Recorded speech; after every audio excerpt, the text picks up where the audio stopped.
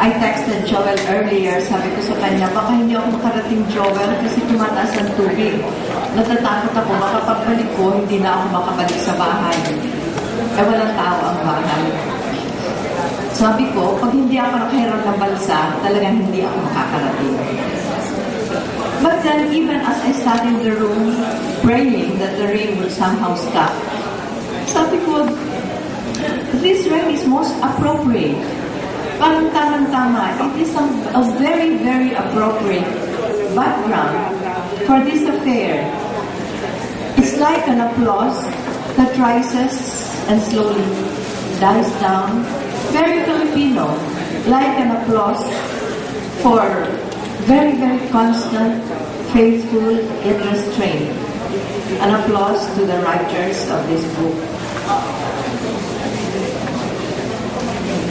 In the past, when the kids were not so big and yet not too small, this kind of weather on a weekend would find the whole family in just one bed where we would share one blanket, and their father would tell them stories about people with courage, stories of Tibak's then.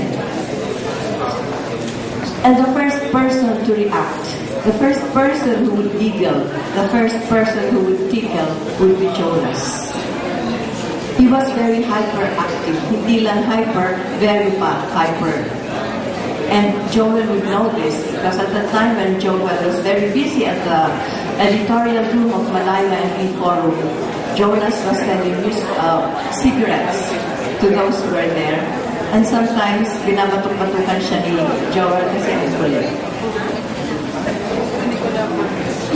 Now, why do I talk about my family when this is about book launching?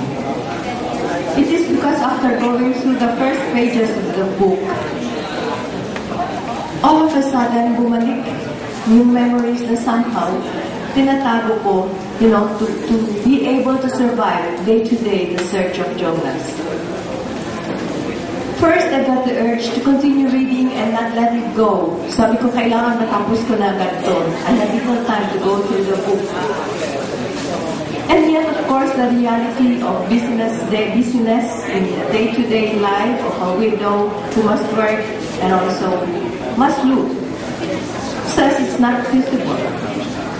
Then again, going through some of the pieces, I realized that the book is not really meant to be read in one sitting.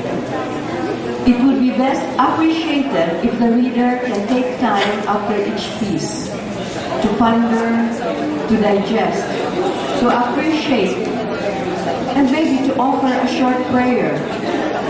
And when the words jump out and stamps the soul, maybe just to be silent with the characters of the story. The truth is, there were instances when it was difficult to proceed as fast as I could read because a lump in the throat, or tears that stung the eyes, or a tug in the heart would block the heart sight. You see, I do not read with the mind. I do not read with my eyes. I read with my heart, and that is very difficult. Then I would see in one story the torture scene, and I would see the face of my son. In another story, I would see how a family had to move from one place to the other, and I could see my husband and myself. The awareness that pervaded across the essays that I was able to read slowly and thoroughly was that there was always a choice. And the writer, in the experience shared, made a decision to choose that which was more difficult, and that which posed more dangers, and that which demanded a greater sacrifice. If I may share so, that is one of the councils of St. John of the Cross in Filipino, San Juan de la Cruz. St. John is the founder of the order to which I belong, Order of the Stars of Paranoia. In the past, when I was a wife, the publisher, editor, Joe Burgos, as he fought for press freedom, and since just 5 years ago was a mother to an abducted son, I had endlessly tried to reconcile in my heart and my mind the whys of the choice of my loved ones.